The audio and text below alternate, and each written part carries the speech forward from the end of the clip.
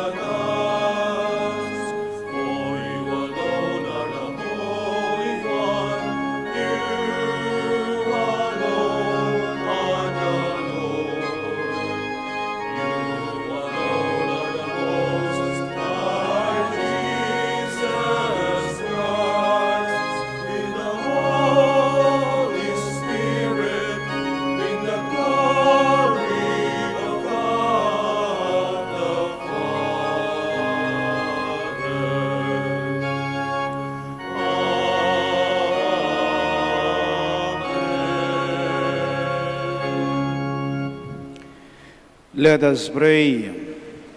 O God, who caused the minds of the faithful to unite in a single purpose, grant your people to love what you command and to desire what you promise, that amid the uncertainties of this world, our hearts may be fixed on that place where true gladness is found.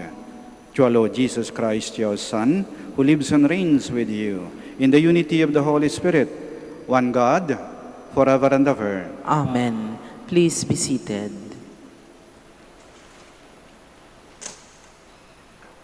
A reading from the book of the prophet Isaiah. Thus says the Lord to Shebna, master of the palace, I will thrust you from your office and pull you down from your station. On that day, I will summon my servant Eliakim, son of Hilkiah. I will clothe him with your robe and gird him with your sash, and give over to him your authority. He shall be a father to the inhabitants of Jerusalem, and to the house of Judah. I will place the key of the house of David on Eliakim's shoulder. When he opens, no one shall shut. When he shuts, no one shall open. I will fix him like a peg in a sure spot, to be a place of honor for his family. The word of the Lord. Thanks be to God. Lord, your love is eternal. Do not forsake the work of your hands. Lord, your love is eternal. Do not forsake the work of your hands. I will give thanks to you, O Lord, with all my heart, for you have heard the words of my mouth. In the presence of the angels, I will sing your praise. I will worship at your holy temple. Lord, your love is eternal. Do not forsake the work of your hands. I will give thanks to your name because of your kindness and your truth. When I called, you answered me. You built up strength within me. Lord, your love is eternal. Do not forsake the work of your hands. The Lord is exalted, yet the lowly sees, and the proud he knows from afar. Your kindness, O Lord, endures forever. Forsake not the work of your hands. Lord, your love is eternal. Do not forsake the work of your hands. A reading from the letter of St. Paul to the Romans. Oh, the depths of the riches and wisdom and knowledge of God! How inscrutable are his judgments, and how unsearchable his ways! For who has known the mind of the Lord? Or who has been his counselor? Or who has given the Lord anything that he may be repaid? For from him, and through him, and for him are all things. To him be glory forever. Amen. The word of the Lord. Thanks be to God. Please stand.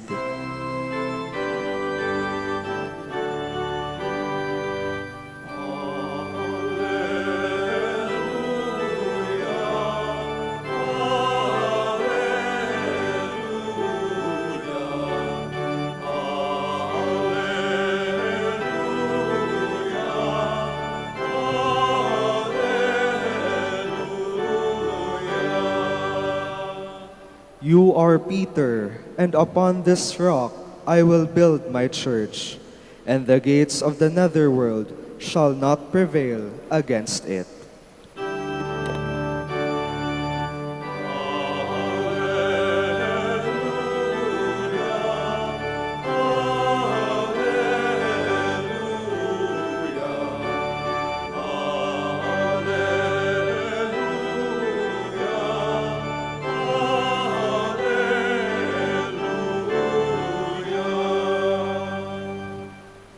The Lord be with you. And with your spirit, A reading from the Holy Gospel according to Matthew. glory to you, O Lord. Jesus went into the region of Caesarea Philippi, and he asked his disciples, "Who do people say that the Son of Man is?" And they replied, "Some say John the Baptist, others Elijah, still others Jeremiah or one of the prophets." And Jesus said to them, "But who do you say that I am?" And Simon Peter said in reply, "You are the Christ, the Son of the living God." And Jesus said to him in reply, "Blessed are you, Simon, son of Jonah, for flesh and blood does not reveal this to you, but my heavenly Father. And so I say to you, you are Peter, and upon this rock I will build my church, and the gates of the netherworld shall not prevail against it. I will give you the keys of the kingdom of heaven. Whatever you bind on earth shall be bound in heaven, and whatever you loose on earth shall be loosed in heaven." Then he strictly ordered his disciples to tell no one that he was the Christ. The Gospel of the Lord. Praise to you, Lord Jesus Christ. Please be seated. Kapag ka tayo ay nagtitiwala, bukas ang ating loob sa taong ating pinagkakatiwalaan. Si Jesus may tiwala kay Pedro. Kaya binigay ni Jesus ang mga susi kay Pedro. Ang pagbigay ng susi ay tanda ng pagbibigay ng tiwala. Para bang pinapahintulutan mo yung taong binigyan mo ng susi na pumasok sa loob ng bahay, sa loob ng kwarto, mabuksan ang aparador, ang drawer, ang bag mo. Pinapahintulutan mo siyang makita at malaman ang tinatago mo. Parang pagbibigay ng password, normally hindi natin binibigay kanino man ang password ng ating mga gadgets. Pero, pag may pinagkakatiwalaan talaga tayo, bibigay natin. Kasi pag binigay mo yung password o yung susi, malalaman niya ang tinatago mong sekreto. Kaya pinipili lang natin ang mga taong binibigyan natin ng ating tiwala. Hindi lahat binibigyan natin ng tiwala. Hindi lahat. Kasi yung tiwala, it is something very precious. Para yan babasaging kristal Pag yan ay nabasag at nasira, wala na. Kahit pag tagpi-tagpiin mo pa yan, may lamat na. Kaya iniingatan natin ang tiwala na ating binibigay. Hindi lang natin ito binibigay na basta-basta lang, kani-kanino man.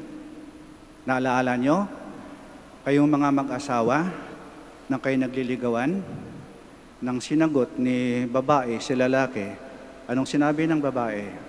Ibinibigay ko na sa iyo ang susi ng puso ko. Oh, sweet Sabihin nun, lahat na pinagkakaloob ko sa iyo. Ang aking puso, aking kaluluwa, aking buong pagkatao. Wala na akong nililihim sa iyo. Kaya, iniingatan natin ang tiwala. Maaari ka lang saktan ng taong pinagkatiwalaan mo. At eto yung pinakamasama daw at yung pinakamasakit na kasalanan ay maaari lang gawin ng taong pinagkakatiwalaan mo. Kaya iniingatan natin ang tiwala.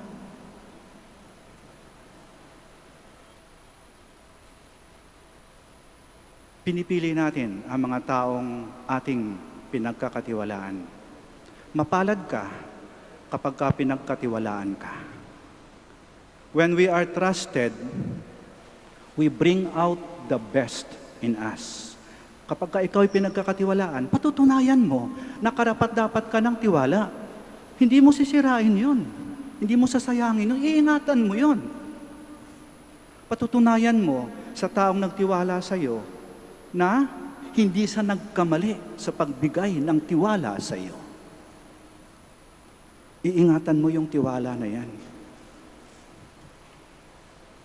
Pagka-graduate ko ng high school, sinabi ko sa bahay, papasok ako ng seminaryo, magpapari ako. Nagtawanan silang lahat. Kasi noon, ako ay payat, masakitin, lalampa-lampa. Sabi nila, hindi mo kaya. Mahirap ang pagsasanay sa pagpapare. Mahirap, napaka-stricto doon. Magpupuyat ka sa pag-aaral. At ang daming trabaho doon, ang lalaking seminaryo yan, ikaw maglilinis niyan, hindi mo kaya yan. Lahat kumontra. Maliban lamang sa isa kong tiya, matandang dalaga, taong simbahan. Sabi niya sa akin, sige nak, pumasok ka. May tiwala ako sa iyo. Kaya mo yan, magpapari ka. May tiwala ako sa iyo. May tiwala ako sa iyo. At dahil sa tiwala na yan, eto ako ngayon. When we are trusted, we bring out the best in us. Si Pedro, pinagkatiwalaan ni Jesus. Kaya si Pedro ay naging unang Santo Papa. Kahit na si Pedro ay mahina, kahit si Pedro ay nagkamali, kahit 3 beses niyang itinatwa ang Panginoon, dahil sa tiwala sa kanya ni Jesus, He brought out the best that is in Him. Tayo, pinagkakatiwalaan din ng Diyos. Ibinigay ng Diyos ang kanyang sariling anak sa atin. Tinuturing din tayo ng Diyos na kanyang mga anak. Binigay nga ng Diyos ang kanyang pangalan sa atin. Tawag sa atin ay Kristiyano. At kahit tayo ay nakalimot, nagkamali, nagkasala, patuloy tayong pinagkakatiwalaan ng Diyos. Kaya nariyan ka pa ngayon Kasi pinagkatiwalaan ka pa rin ng Diyos. Kasi kung nawala ng tiwala ng Diyos sa'yo, bakante na yung upuan mo. Wala ka na sa kinatatayuan mo. Patuloy tayong pinagkakatiwalaan ng Diyos. Ang Diyos may tiwala sa tao. Dapat tayong mga tao ay may tiwala din sa Diyos.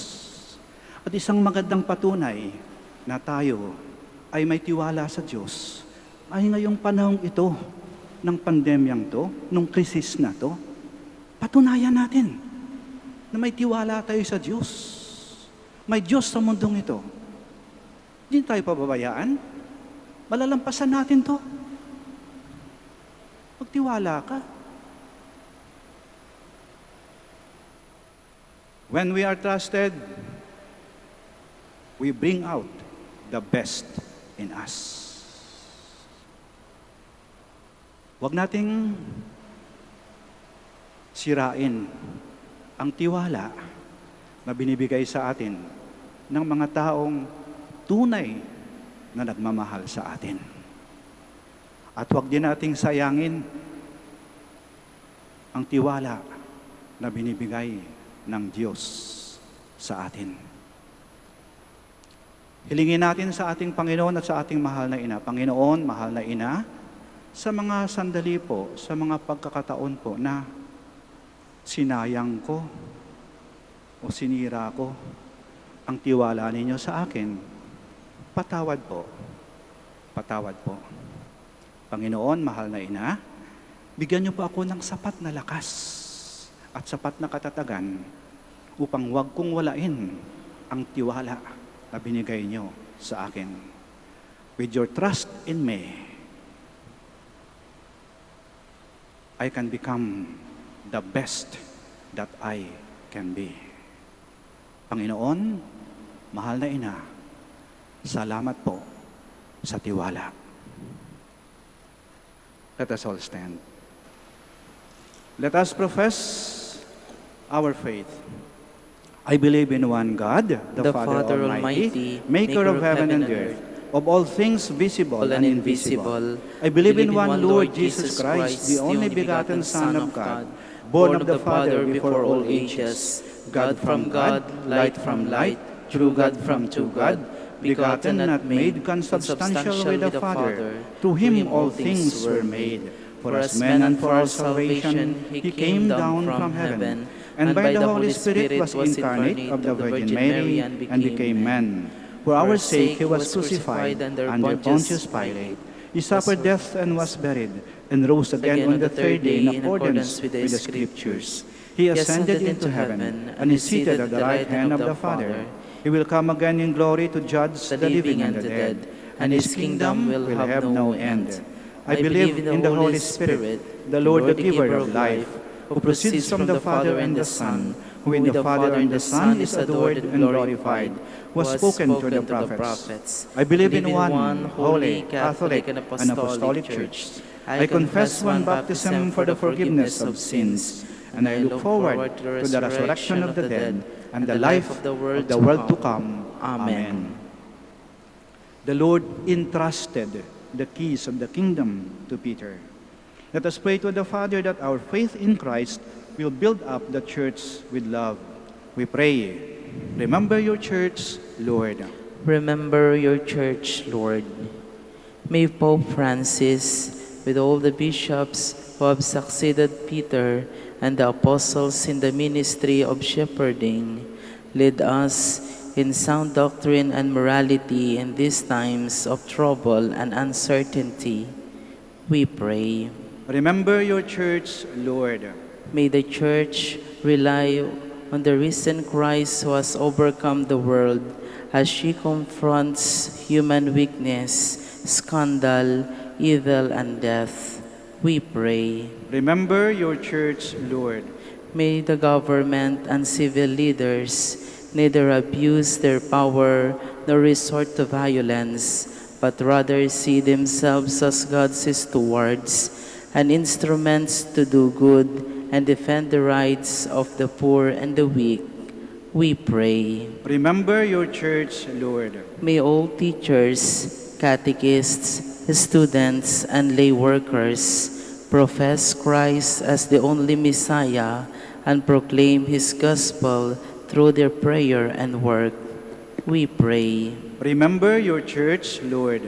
May those who have grown weak in body and spirit through the years of pain have a heart that is strong with joy and trust in God. We pray. Remember your church, Lord. Let us pray for the urgent concerns of our community and our personal intentions. We pray. Remember your church, Lord. Heavenly Father, Jesus Christ secures our faith through Peter and his successors. Give us the grace to keep and cherish our unity of faith and trust in your church. We ask this through Christ our Lord. Amen. Please be seated.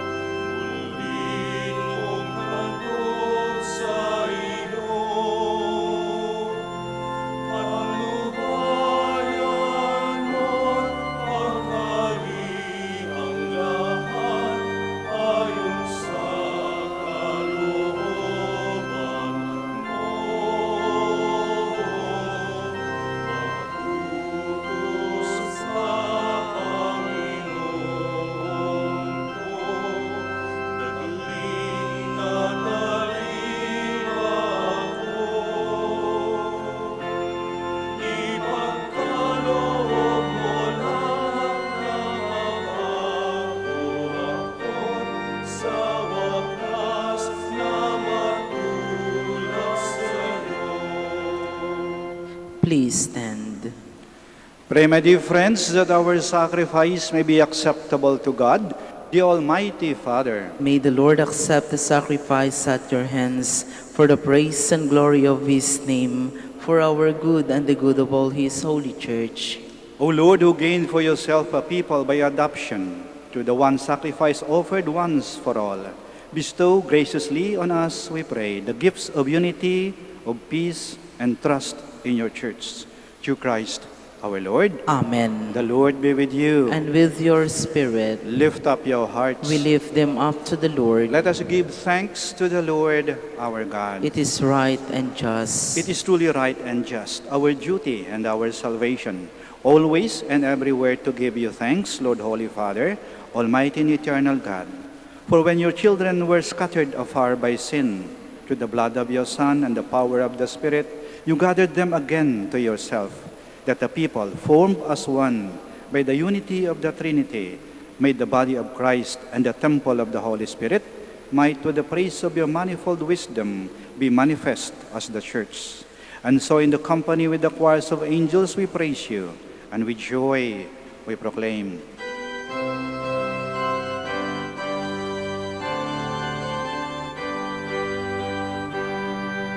Santo, Santo, Santo, Panginoon Diyos na makapangyari. Napupuno ang langit at lupa ng kalwalhatian mo. Hosana, Hosana, sa kaitaasan. Hosana, Hosana, sa kaitaasan. Pinagpala ang naparirito sa ngalan ng Panginoon. Hosana, Hosana, sa kaitaasan.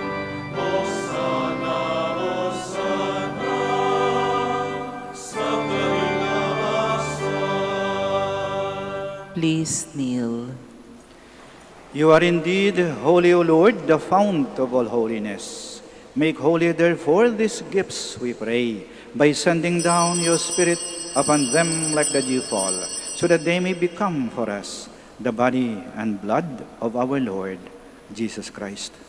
At the time he was betrayed and entered willingly into his passion, he took bread and giving thanks, broke it, and gave it to his disciples, saying, "Take this, all of you, and eat of it, for this is my body, which will be given up for you."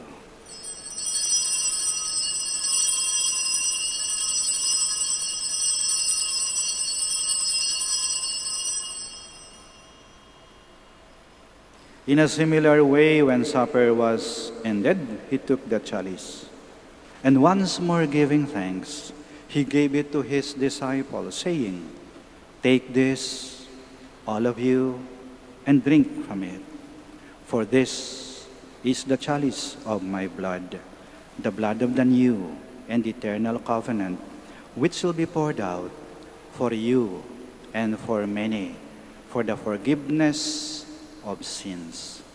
Do this in memory of me."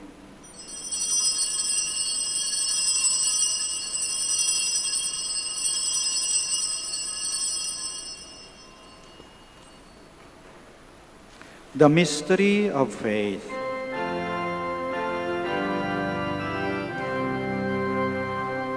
Si Kristo ay kunitahin,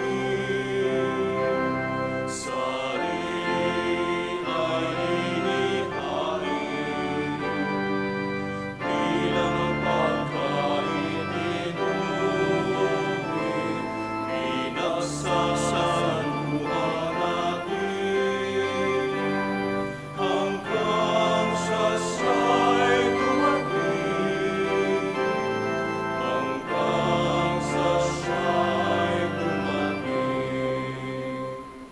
Therefore, as we celebrate the memorial of his death and resurrection, we offer you, Lord, the bread of life and the chalice of salvation, giving thanks that you have held us worthy to be in your presence and minister to you. Humbly we pray that partaking of the body and blood of Christ, we may be gathered into one by the Holy Spirit.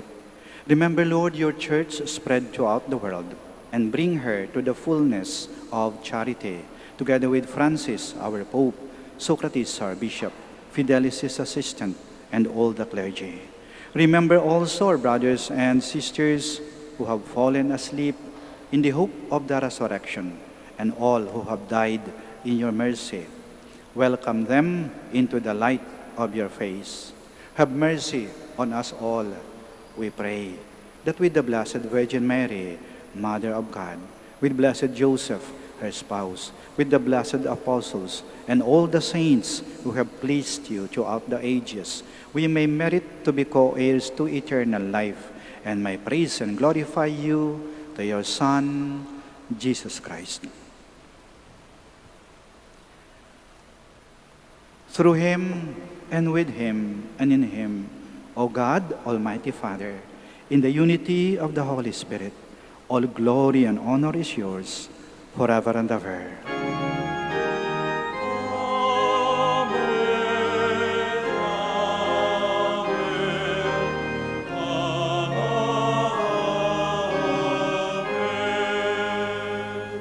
Please stand.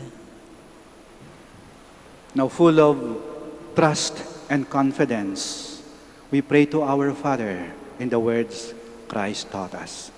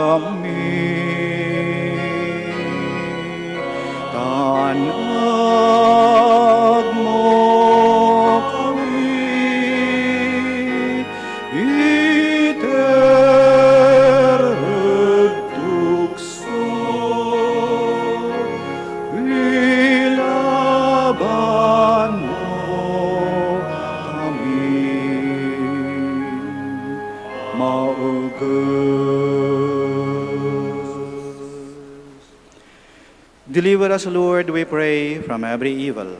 Graciously grant peace in our days, that by the help of your mercy, we may be always free from sin and safe from all distress, as we await the blessed hope and the coming of our Savior, Jesus Christ. For the kingdom, the power, and the glory are yours now and forever. Lord Jesus Christ, who said to your apostles, "Peace I leave you, my peace I give you," do not look on our sins, but on the faith of your church, and graciously grant her peace and unity, in accordance with your will, who live and reign forever and ever. Amen. The peace of the Lord be with you always. And with your spirit. We offer each other the sign of peace. Peace be with you. Peace be with you. Peace be with you.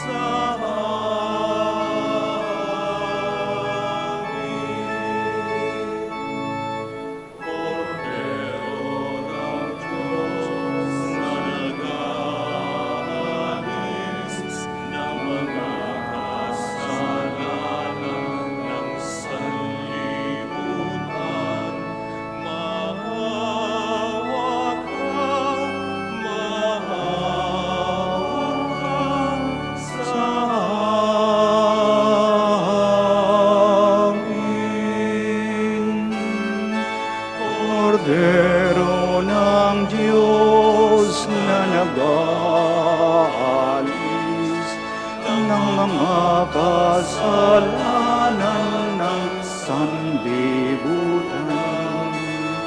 Ipagkaloob mo sa amin ang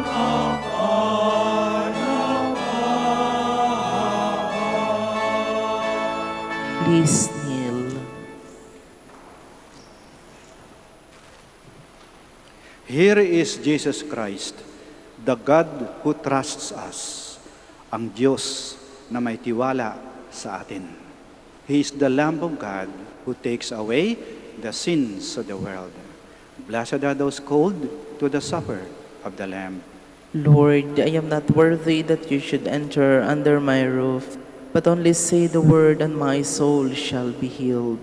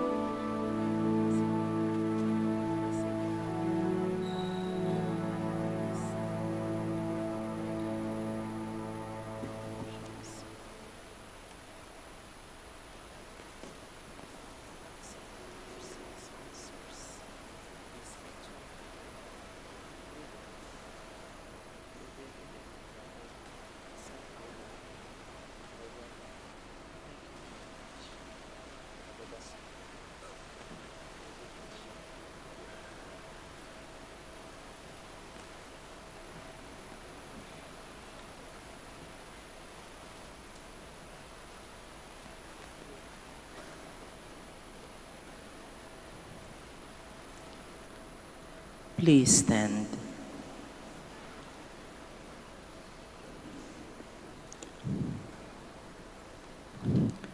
Let us pray.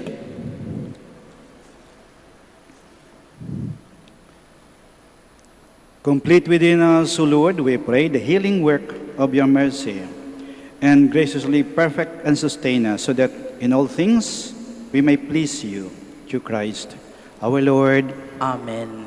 Please kneel for the Oratio Imperata. Please join me in praying the Oratio Imperata. God our Father, we come to you in our need to ask your protection against the COVID-19 that has claimed lives and has affected many. We pray for your grace for the people tasked with studying the nature and cause of this virus or this disease and of stemming the tide of its transmission. Guide the hands and minds of medical experts that they may minister to the sick with competence and compassion, and of those governments and private agencies that must find cure and solution to this pandemic. We pray for those afflicted.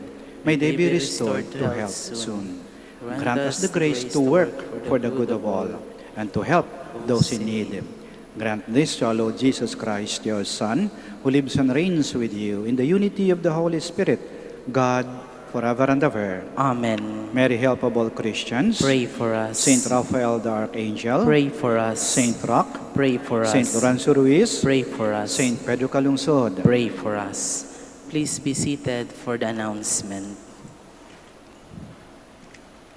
Dear devotees of Our Lady of the Rosary of Manaoag, the Dominican community of the Minor Basilica of Our Lady of the Rosary of Manaoag is pleased to inform you that the October Feast of Our Lady of the Rosary of Manaoag will be on October 4, 2020, first Sunday of October. Novena Masses will be scheduled at 6 a.m., 8 a.m., 10 a.m., 12 noon, and 5 p.m. from September 25 to October 3, 2020. Additional Mass at 3 p.m. on September 27, Sunday. We invite you to participate in these Novena Masses and be one with us in expressing our devotion to Our Lady of the Rosary of Manaoag.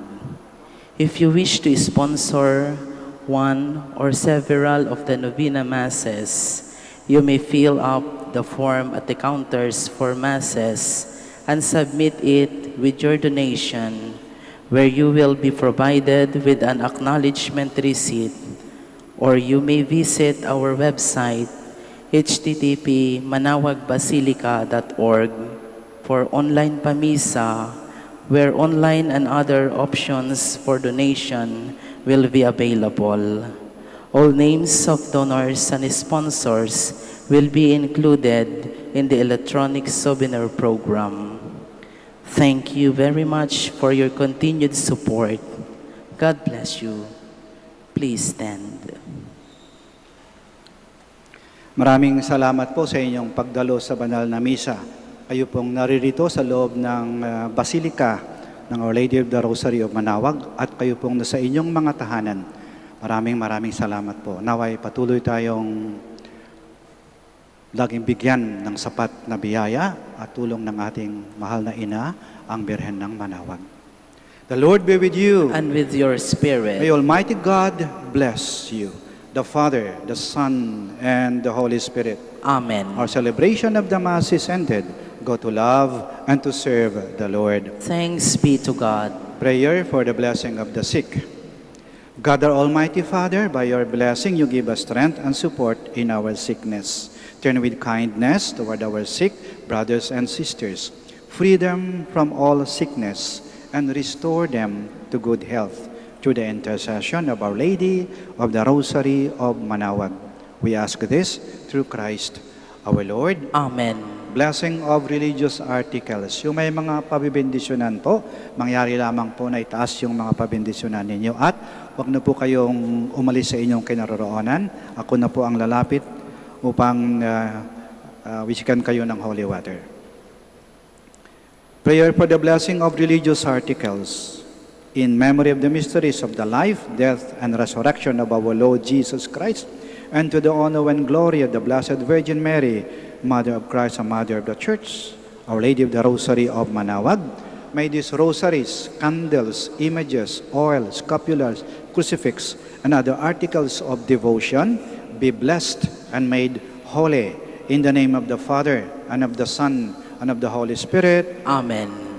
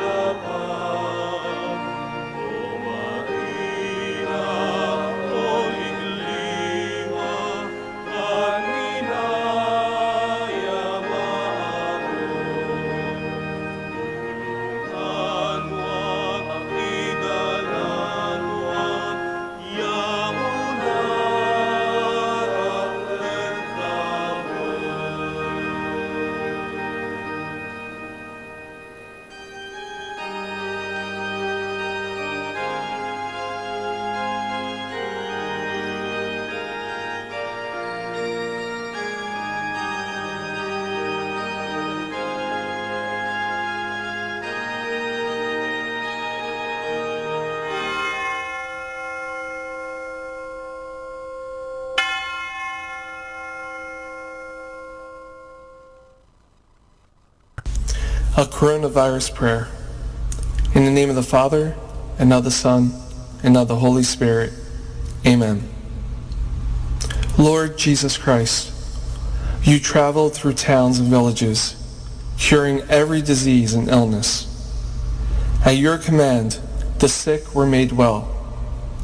Come to our aid now, in the midst of the global spread of the coronavirus, that we may experience your healing love. Heal those who are sick with the virus. May they regain their strength and health through quality medical care. Heal us from our fears, which prevents nations from working together and neighbors from helping one another. Heal us from our pride, which can make us claim invulnerability to a disease that knows no borders. Lord Jesus Christ, healer of all, stay by our side in this time of uncertainty and sorrow. Be with those who have died from the virus. May they be at rest with you in your eternal peace. Be with the families of those who are sick or who have died. As they worry and grieve, defend them from illness and despair. May they know your peace. Be with the doctors, nurses, researchers, and all medical professionals who seek to heal and help those affected and who put themselves at risk in the process. May they know your protection and peace. Be with the leaders of all nations. Give them the foresight to act with charity and true concern for the well-being of the people they are meant to serve. Give them the wisdom to invest in long-term solutions that will help prepare for or prevent future outbreaks. May they know your peace as they work together to achieve it on earth. Whether we are home or abroad, surrounded by many people suffering from this illness, or only a few, Lord Jesus Christ, stay with us as we endure and mourn, persist and prepare. In place of our anxiety, give us your peace. Lord Jesus Christ, heal us. In the name of the Father, and of the Son, and of the Holy Spirit. Amen.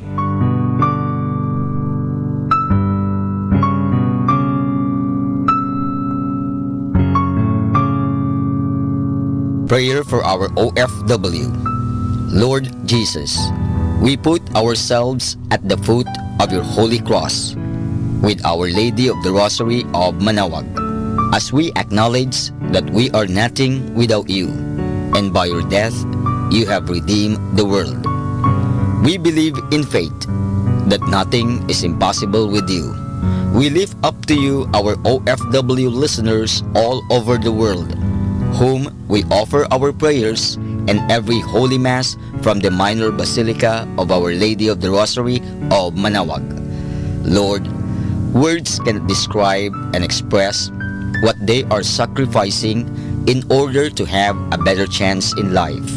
Lord, redeem them of all their pains, trials, and persecutions as they are working in a foreign land for people that are complete strangers to them. Shield them with your most precious blood that flows from your sacred heart. Protect them from any harm and abuses that they may face as they continue their journey in life. We beg for your mercy and divine love, for they are far away from their families, loved ones, and friends. They miss our home that is causing heartaches and loneliness, that they are at a loss on what to do. Grant them the power and strength from the Holy Spirit to succeed and to be blessed in this chapter and mission in their life. Guide, inspire, and lead them to believe in faith that you will never forsake nor abandon them in their hours of need. Be with them always, especially for those OFW who are staying in places where they are not allowed to worship and pray for you.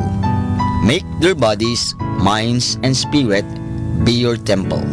Our Lady of the Rosary of Manaoag, you are always sensitive to their needs. You know what is in their minds, heart, and their condition in life. We love you as we ask you to cover them, their families, loved ones, and friends with your mantle of love and protection. We ask all of this in the name of Jesus, through the intercession of Our Lady of the Rosary of Manaoag. Amen.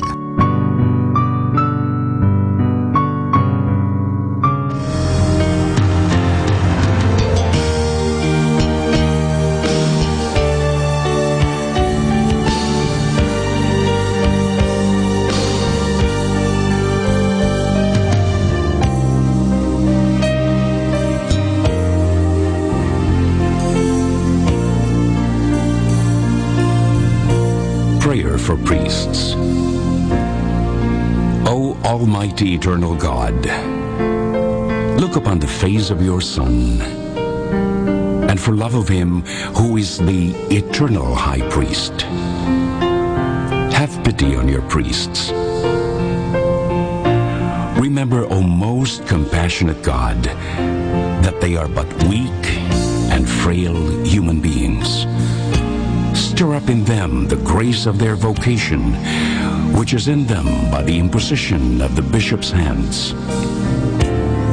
Keep them close to you, lest the enemy prevail against them, so that they may never do anything in the slightest degree unworthy of their sublime vocation. O Jesus, I pray for your faithful and fervent priests, for your unfaithful and tepid priests, for your priests laboring at home or abroad in distant mission fields, for your tempted priests, for the lonely and desolate priests, for your young priests, for your dying priests, for the souls of your priests in purgatory.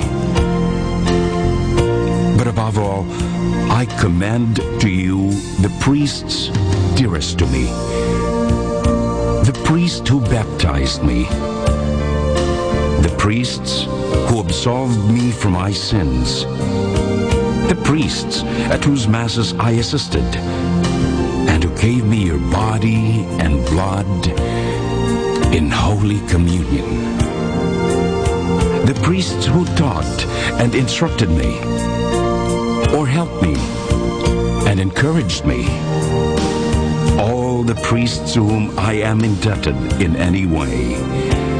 Oh Jesus, keep them all close to your heart and bless them abundantly in time and in eternity. Amen. In the name of the Father, and of the Son, and of the Holy Spirit. Amen.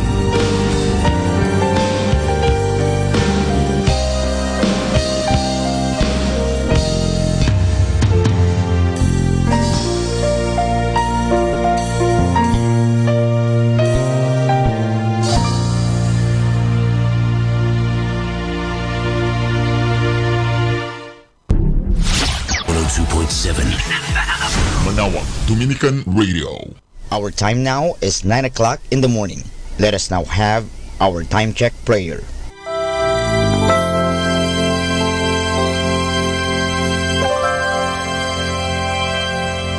Inaanyayahan ko po kayo na samahan ninyo ako sa panalangin sa oras na ito. Panalangin para sa aming bansang Pilipinas. Panginoong Diyos, sinabi mo sa iyong bayan na kung ito'y tumawag sa iyo ng may pagpapakumbaba at tinatalikuran ang masasamang gawin nito, mabubuksan na ang aking mga mata at nakikinig na ang aking mga pandinig sa panalangin ginagawa nito. Kaya tumatawag kami ng buong pananalig na kami ay yung diringgin alang-alang sa pag-ibig mo sa amin. Patawarin mo kami sa aming mga pagkukulang at sa kawalan naming pakialam sa pangyayari ng aming paligid, naganap na kahirapan, krimen, katiwalian, kawalan ng pagpapahalaga sa buhay at dangal ng tao at sa kalikasan. Tulungan mo kaming talikuran ang mga pagiging makasarili at turuan mo kami na ang hangarin ay ang kapakanan ng bawat mamamayan. Paghilumin mo nawa ang mga sugat ng masasakit na pangyayari ng mga nagdaang panahon. Pag-isahin mo ang aming mga diwa at puso upang sama-sama naming tahakin ang landas patungo sa maunlad at masaganang bukas. At higit sa lahat, maghari nawa sa aming bansang Pilipinas ang iyong pag-ibig na siyang susi sa paggamit namin ng kapayapaan aming minimithi. Amen.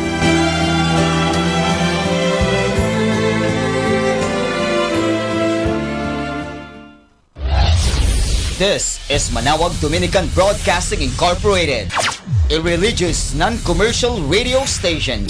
10 years of evangelizing the airwaves, sharing God's blessings, live masses on air, playing religious music and prayers,